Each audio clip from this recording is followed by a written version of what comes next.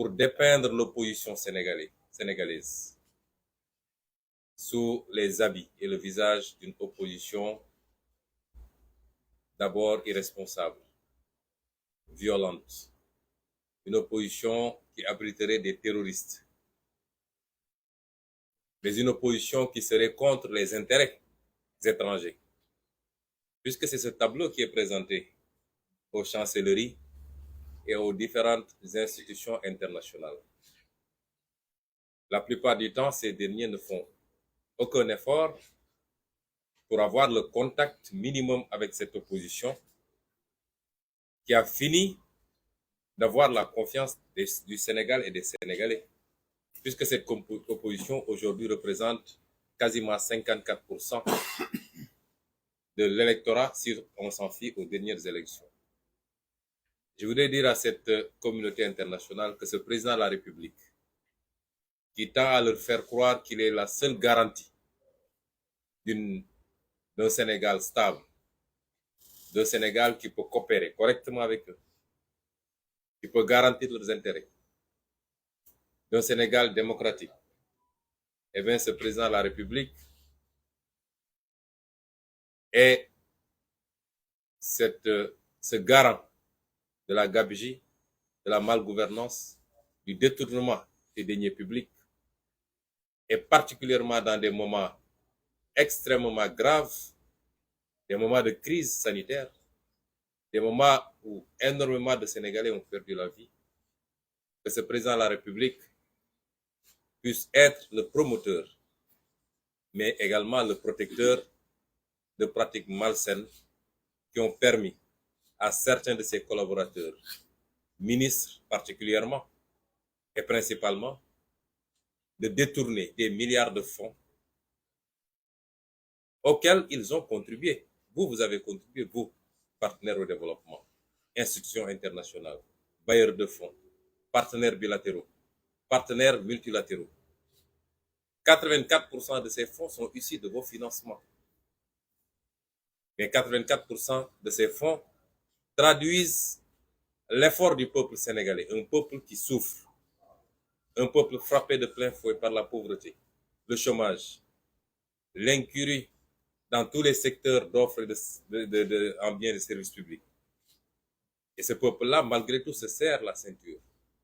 pour donner caution à ses gouvernants,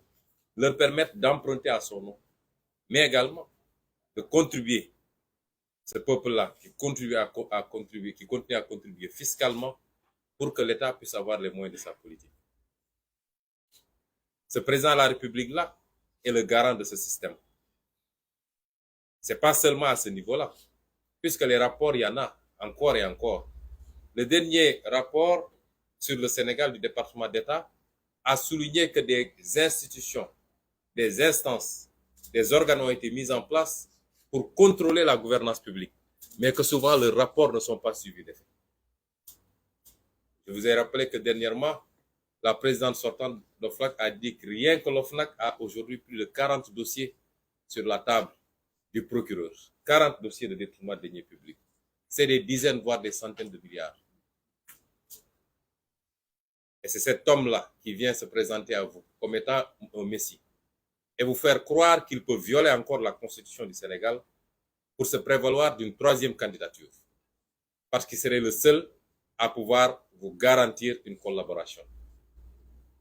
Je dis à ces bailleurs, ces partenaires, qu'ils gagneraient à mieux connaître le Sénégal.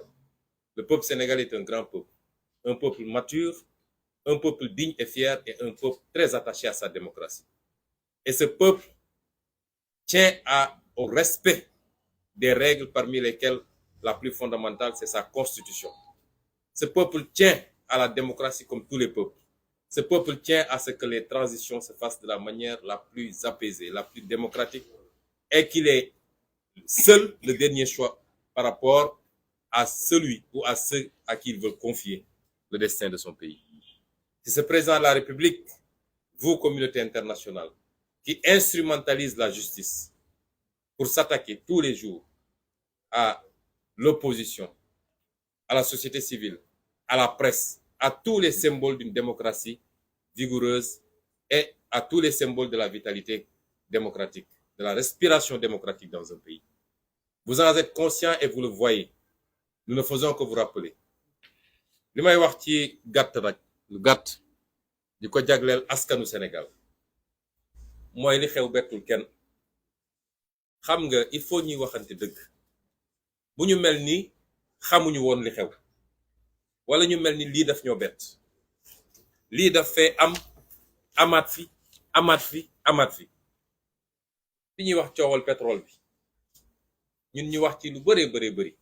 waaye dafa mel ni dégguñu woon. il a fallu que ay journalistes bitim réew BBC def reportage coow li ne gañ looloo andi woon suñuy 400 000 fu mu mujje ñaata rapport la Cour des comptes déposé. Cour des comptes at bu ne mu déposé rapport dugguleet ren at bu ne Cour des comptes déposé rapport ne ministre sangam këpp na lii, ministre sangam këpp na lii, directeur général sangam def na lii. noonu la ko inspection générale d'État di defee, noonu la ko CENTIF di defee, noonu la ko OFNAC di defee. lan ngeen ci dégg dara? mbokk yi dégg nañ fi waxu dorog, dégg nañ fi waxu ay raxas billet, dégg nañ fi waxu passeport. ana ñooñu ñëpp ñi ngi dox seen yoon tranquillement te bis bu ne ñu jàpp fi waa opposition ci dudul dëgg tëj leen ci kaso bi. am nga immunité amoo immunité. bis bu ne ñu jàpp fi journaliste tëj ko ci kaso. injustice bi ne ci dëkk bi toll na foo xam ne bu dee mënul heurter Sénégalais yi, bu dee amul lu mu mun a jur ci Sénégalais ba li ñu xamoon ci Sénégalais ci fulla, ci jom, ci ngor ak ci bañ ak ci bëgg dëgg, bu dee loolu mënul am dañu waxante dëgg fi ñu jëm du neex de. parce que ñun ñi du jiitu ci xeex bi métti na ci ñun trop. ku leen wax ni méttiwul mi ngi wax lu ko neex. waaye ñun lan lañuy xeex ak kan lañuy xeexal? bu ñu doxee nag ba ñi doon xeex ñëpp banque seeni yoxo, réew mi dina dugg ci guuta goo xam ne mara day taali. te askan nag moo mëne. lii di xew ci réew mi France bee Nicolas Sarkozy président de la République la woon, président de la République. tey ñu ngi koy topp ci lan? surfacturation ci campagne am. du xaalisu France de, nee nañu Xadafee ko jox xaalis mu def ay surfacturation pour nëbbu loolu lañ koy toppee tey. ba en première instance dañ ko condamné 1 an ferme mu def appel. xoolal loolu. wax naa leen keroog kaawu député eurodéputé polonaise boobu nga xam ne Qatar la dem ñu may ko xaalis. du xaalisu Pologne, du xaalis Union européenne. tey ma nga kaso. États-Unis bee ngeen dégg barki démb dégg ngeen ñu ne déclaration fiscale, déclaration l'impôt Donald Trump waa impôt mujj nañ koo jox waa Sénat. ñetti at waa Sénat di ko laaj pour ñu càmbar ba xam ndax da doon déclarer lu matul am déet. ñu ne leen réew bu gën a fonk lii, bu gën a fonk nu ñuy caytee alalam, réew moom moo la gën a développé. waaw ñun Sénégal xanaa tubaab bi dañ ñoo gën a bëgg seen bopp. sénégalais yu bare ngi bëgg a dem tugal li leen may li ñu am mooy fexe ba alalu réew mi ñu sàmm ko mu dellu si ci waa askan wi. loo leen may li ñu am de. ñun ñëpp xam nañ lu xew ci réew mi, amul sénégalais bu mu ump. te ñëpp xam nañ ni Macky Sall mooy ndeyu mbil. ndax moo leen di fal ne leen dem leen ngeen utal ma ay électeurs yi, li ma leen fal pour ngeen politique la. loolu mooy tibbal ci kees bi. te lu ci musi am nag justice bi sama loxo la nekk, sama waaw la ñuy doxee. fu ma leen joxoñ la ñuy dem, ku ma leen ne jàpp leen ñu jàpp, ku ma leen ne bàyyi leen ñu bàyyi. loolu ñun ñëpp xam nañ. lan moo ko fi mun a dakkal mooy askan wi. askan wi rekk ko mun a dakkal. ndax askanu Iran gee di xeex ngir am démocratie ak liberté, nit ñi di génn en masse di xeex te xam ni su ma génnee sama bakkan xaj na ci, dañoo gën askanu Sénégal. askanu Algérie mi xeex ba jëlee fa li fa nekkoon, wala bu Tunisie wala bu Égypte wala bu feneen ak feneen dañoo war a gën a bëgg suñu bopp. réew mi est-ce que ndaw ñi am nañu liggéey? est-ce que paj mi jaar na yoon? est-ce que jigéen ñi seen xel dal na ñu yor kër ñi. est-ce que école yaa ngi dox? ñu war a jël ay milliards ci alalu réew mi di ko jaarale foo xam ne du yoon ñun ñëpp ñu koy gis bu ñëw ñu nëppal ko fex ba mu jàll. moo tax man askan wi rek laay waxal ñun de bañuñu xeex bi luñ ci góobe gar ko waaye nag ndimbal na ca fekk loxol borom. léeg-léeg li ñuy laaj nit ñi du lu bari de te injustice bi nekk ci réew mi bu wóyee nag gëm naa ni dina bari ñuy teggi seen loxo de. dégg naa ab journaliste bu def chronique temps ne Pape Ali est-ce que askan wi jar na ko doon wax ak Pape Ali Niang ñun dañoo jàpp ni askan wi jar na ko moo tax jaral nañu suñu bakkan wi waaye léeg-léeg dañuy soxla suñu gestoo wala suñu woowee askan wi mu wuyuñu. loolu baax na ci liggéey bi bëgguñu ñu jàpp kenn ci askan wi ñun mun nañu def lan waaye léeg-léeg day baax la tax ngay sonn wala ñi tax ngay sonn boo leen woowee ci loo xam lu yomba def la boo wëti koo gis leen. suñu nee rassemblement wax dëgg yàlla rawatina nag ndaw ñi parce que seen avenir la yàlla xam ne ni yéen ñu tax a sonn. su ngeen xamoon liñ leen yéene cofeel gi ñu am ci yéen ak yéene gi ñu am ci yéen ndax suñuy doom ak yéenay maase su ngeen ko xamoon fu ñu leen woo di ngeen ñu wuyu si te li ñu digganteeg yéen yàlla xam na ni buñ ci yeggee ngeen gis résultat bi waaye suñu woowee rassemblement kenn ku ne war a mën a bàyyi dara diggante 3 heures ak 6 heures ataaya bi ngay teg di naan wala fi nga toog di waxtaan grand place mais doxal ndànk dem fekki rassemblement bi parce que yéen ñu mun a dooleel ci xeex bi de. ngeen xam ni saa suñu organiser activité mu échec da ngeen dooleel Macky Sall ak li muy def tey bu ñu nee dañuy def teg ak activité mu échec ñoom dañ naan kon askan wi faalewu leen yéegu leen askan wi ñun lañu àndal. askan wi li ñuy def naqariwu leen milliards yëpp ñu tudd fii ay nit randal ko askan wi dafa tàccu sax ne bravo. loolu mooy tax mbir mi du gaaw a jeex bu weesu rek ñu andi beneen waaye bu ngeen doolelee ñiy xeex te ñiy xeex du acteur politique yi keese acteur politique la ak société civile yéen a ñu mën a dooleel. tey jaay doole bi fës na ci lan Macky Sall moom jàpp na ni moom saa su ko neexee mu def ay activité gis ngeen ko mu dem Tamba ay milliards def nañ ko fu ne ci Tamba dem nañ fa yóbbu ay car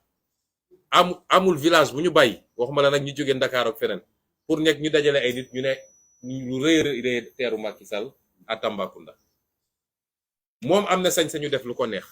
waaye Ousmane Sonko bu jógee damay def nemmeeku tour mu yenu gendarmerie ne leen topp leen ko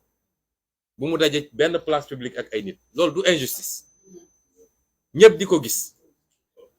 ñun amuñu sañ-sañu dox ci réew mi dem dajeek askan wi waaye moom am na say saa su ko neexee mu mbubboo mbubbu président de la république te ñëpp xam ni campagne la jëm loolu lu ko gën a rëy ci injustice. tey suñu ne dañuy manifester fan yi yëpp semaine bu nekk Fuuta Kaolack feneen ak feneen ay nit dajal lañ fa rassemblement yu mag a mag ne 3e candidature la ñu dajal waaye ñun suñu nee ña nga dajale ñi ngi dem place de l'Obélisque préfet ne tere nañ leen ko loolu ba kañ ñu war koo nangu rek di seetaan soo waxee ñu ne ñii dañoo bari fitna mu am ci réew mi ñoo xam ne nee nañu ñoom ñoo gën a xam ñëpp ñoo gën a màcc ñëpp ñoo gën a intelligent ñëpp jàng nañ téere yëpp lu xew nag ñu ne dañuy joxe leçon te doo leen mus a gis ci xeex na ñun respecté nañ ku nekk waaye nañ ñu respecté de nañ ñu respecté ndax la ñuy xeex askan bi moo tax ñu jóg di ko xeex. def concert de casserole ñu naan 31 décembre république foog ngeen di ñuy luubal alal réew mi xam nañ ñuy république ku xam république fonk république dinañ la dënk alalu réew mi mu waroon dem ci ñi tëdd di sukuraat nga jël ko dugal sa poos. Macky Sall dafa xam république bi mu nekkee fii ba léegi salfaañe république ku sàcc mu recevoir la nommé la ku daw ak mandat jàmbur mu recevoir la jël na gis nañ fi sax ay nit yoo xam ne moom moo leen yóbbu CREI di leen poursuivre mu dugal leen ci avion tukkee ak ñoom lan moo gën a mun a wàcc république loolu ñu ne wax ay waxu république 31 décembre ban rapport la am ak république su dee république la moom dafa gën a farataal sax dafa gën a faydal waa askan wi su dee d'accord ñoog république ni ñu ko yore ñu xaar ba datu république ñu wax ko président moo tax ma ne ñun amuñu leçon bu ñuy recevoir ci ñu kenn 31 décembre li ñu ñaan askan wi mooy concert de casserole dañ leen ci woowoon le 22 juin su ma juumul bañ leen di woo ci concert de casserole lan moo doon taxoon ñu woo leen mooy suñu liste élection législative bi ñu téye woon du woon alalu réew mi de du woon alalu réew mi du pétrole réew mi dañu ne suñuy liste yu gaa yi téye te waruñu koo téye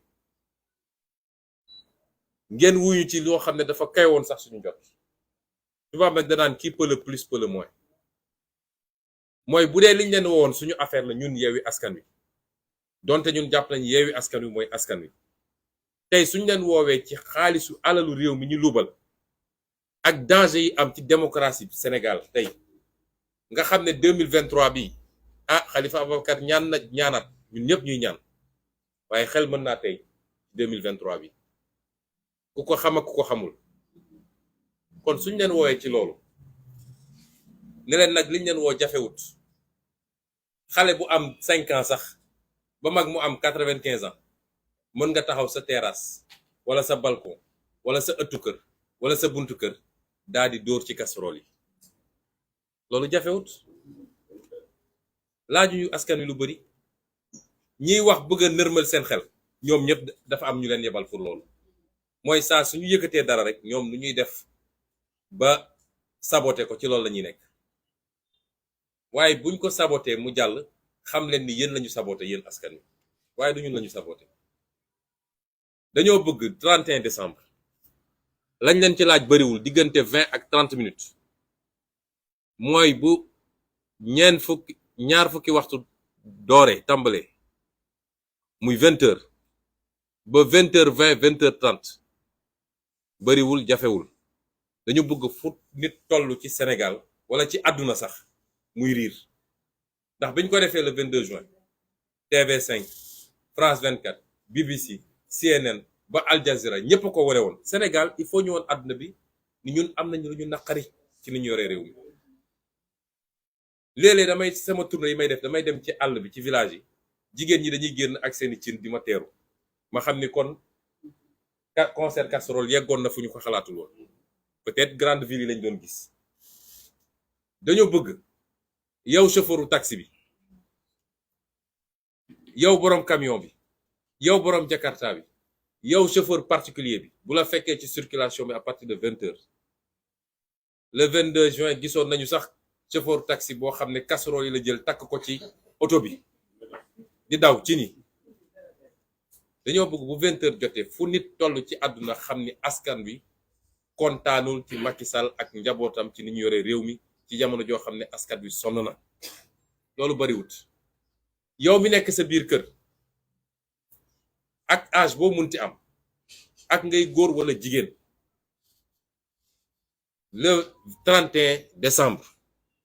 Sénégal war na riir ba suuf si sax di yëngatu parce que Macky Sall loolu rek la xam langage boobu ñuy fàttali nag ñun plan d'action la ñu am ñun Yewwi Askan Wi dañu woote ci ñaar bu ci njëkk mooy 31 décembre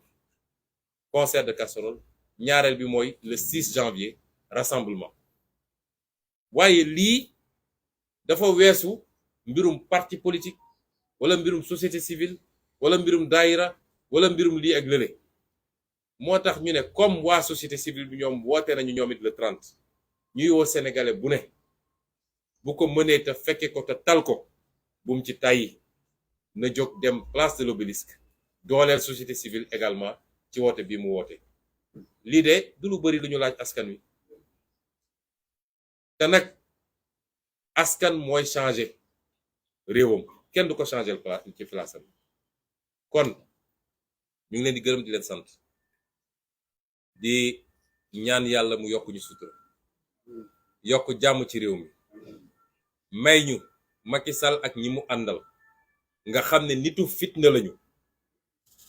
te fitna bi li leen ciy dooleel mooy ni ñuy utiliser police gendarmerie ak justice yàlla nañu yàlla tàqaleeg ñoom ci jàmm yàlla nañu yàlla tàqaleeg ñoom ci jàmm yéene yi nga xam ne yéene yu bon la ñu am ko ci réew mi am ko nit ñi yàlla na ko yàlla wëlbati ci ñoom di dellu ñaanal nag suñu kilifa Serigne Salih Mbacké nga xam ne taxawaayam ak liggéeyam ci Sénégal ñëpp xam nañ ko tey yàlla def muy anniversaire bi muy wàcc liggéey yàlla na ko yàlla yërëm jéggal ko yokk leeram fi mu tëdd taas ñu ci barkeem li mu musa liggéey ak li mu musa ñaan te yàlla nangu ko yàlla na ko yàlla tasaare ci Sénégal tasaare ko ci àdduna di nuyu Serigne Cheikh Salih Mbacké di sama sëriñ di sama baay yor xilaafa gi tey di ñaan yàlla may ko wér-gu-yaram may ko gudd fan bàyyi ko fi lu yàgg-yàgg liggéey bu rëy bi muy def te ñëpp teg ci bëtam diggante daara ji ak tool yi ak tabax ay jàkka yàlla na ko yàlla yokk ci liggéey boobu ñu ngi leen di gërëm leen sant asalaamaaleykum